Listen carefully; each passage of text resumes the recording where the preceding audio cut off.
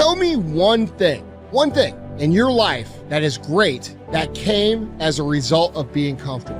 Most of us aren't defeated in one decisive battle. We are defeated one tiny, seemingly insignificant surrender at a time that chips away at who we should really be. It isn't that you wake up one day, decide, that's it, I'm going to be weak. No. It is a slow, incremental process. It chips away at our will. It chips away at our discipline. Move out of your comfort zone. It's the courage to move into your zone of discomfort where you feel awkward and clumsy and sometimes alone. The comfort zone is one of the greatest enemies of human potential and of your potential. The people that are really successful, they're not looking for comfort. They're looking for excitement. They're looking for potential. Give up this old idea, I just want to be comfortable. Quit lying to yourself. You know you seek more than comfort. So understand that when you're trying to avoid the pain, when you're trying to avoid the struggle, when you're trying to avoid the hard things in life, you are actively choosing to be average. Start putting some pressure on. Put some pressure on yourself. Get out here and get about it. Once you figure out that you're in a race amongst billions of people that live in this world, you're in a race by yourself. You have a purpose, and it's your purpose, not everybody else's purpose. It is your purpose and only your purpose, and it's your race. That means you are persistently bigger than your excuses. You are persistently bigger than feeling lazy. And you are persistently beating the feelings that typically stop you. Stop coming up with excuses. Don't give yourself permission to continue to live a small life.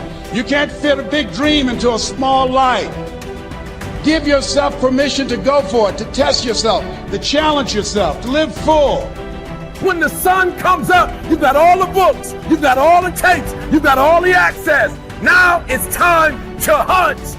And what separates you from everybody else is that when it's time to hunt, you're ready to hunt. What I've come to appreciate when you're working on changing your life, changing some bad habit, getting out of addictive situations or relationships, or working to build a dream or making a difference in our society, it's hard. There are going to be all kinds of challenges that we all must face. You cannot live in this world without a challenge. You cannot live in this world without a struggle. Greatness is right on the other side of pain. So what are you running from it for? You say you want to be successful, then push through it. Stop making excuses and go get it. The lack of self-discipline is the major cause of failure, frustration, underachievement, and unhappiness in life.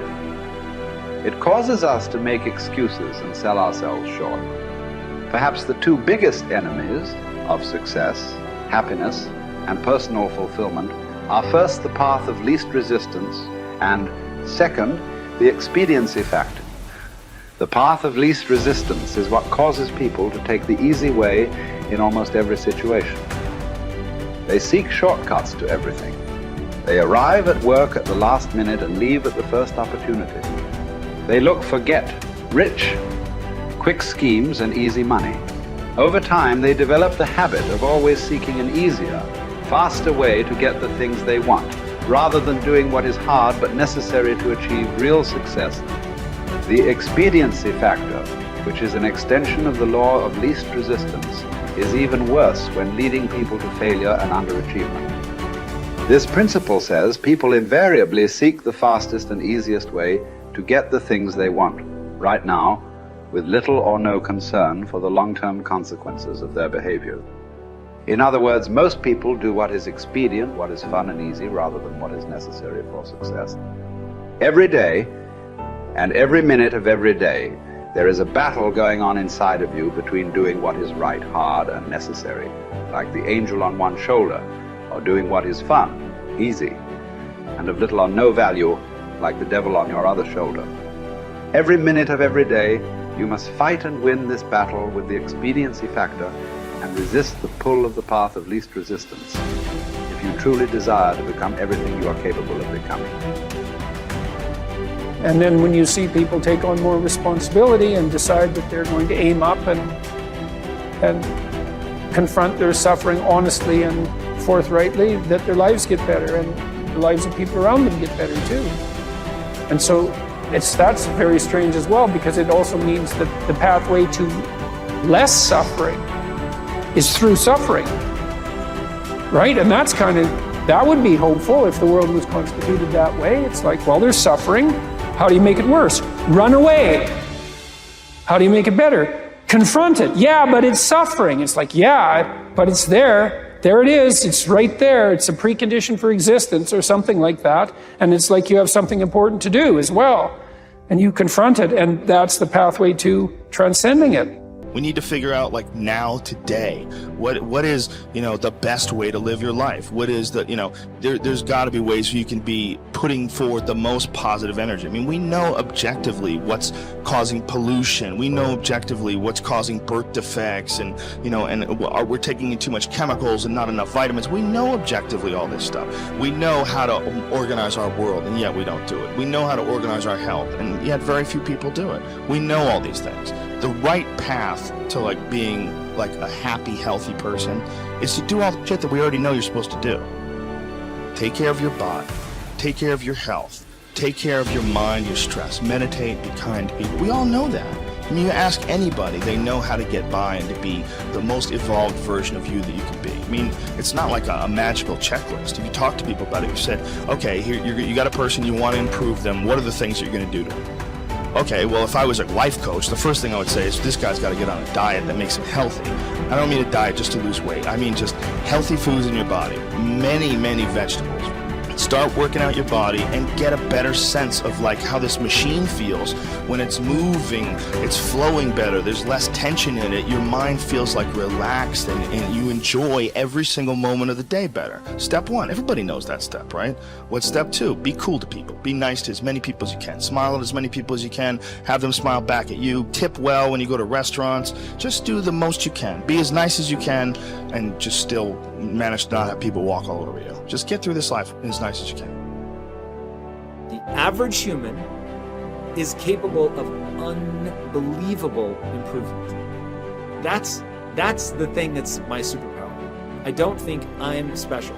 I just realized in looking at the science that humans actually are capable of this incredible amount of change. It is the strategy that our species took to be able to pass knowledge on through culture rather than having to have everything be instincts. And in having that layer where we can drink in the culture and read books and learn from other people, and even now we're all learning from things that people thought thousands of years ago and wrote down. It's insane. It travels through to you, and all of that wisdom stored in culture, so that as your parents are teaching you things, they're actually encapsulating a ton of the wisdom that is endured, whether it's endured from religion or books or whatever. You're bathed in a culture that is giving you all of this incredible information. And so recognizing how powerful and potent that is incredibly meaningful. But you have to understand that you have to allow yourself to believe that you can learn from that culture in the same way that everybody else can. And that's what you're designed to do. Now, for me, that completely gave me the confidence, and I put confidence in air quotes because it's not like I believe something specific about myself. I just believed that the human animal is capable of this extraordinary change. And so now I just needed to point myself in that direction. Now, this is the key. Once I realized that I could get better at anything, it dawned on me that how I spend my time is a spiritual consideration. And I didn't want to die with potential that I failed to turn into skill set. That to me, that speaks to me. How much of my potential can I actually turn into skill set and get good at this stuff and push and grow and improve? That to me is just this incredibly intoxicating thing. So for me, the discipline, the confidence, all of that comes from recognizing the human animal. Nothing special about me.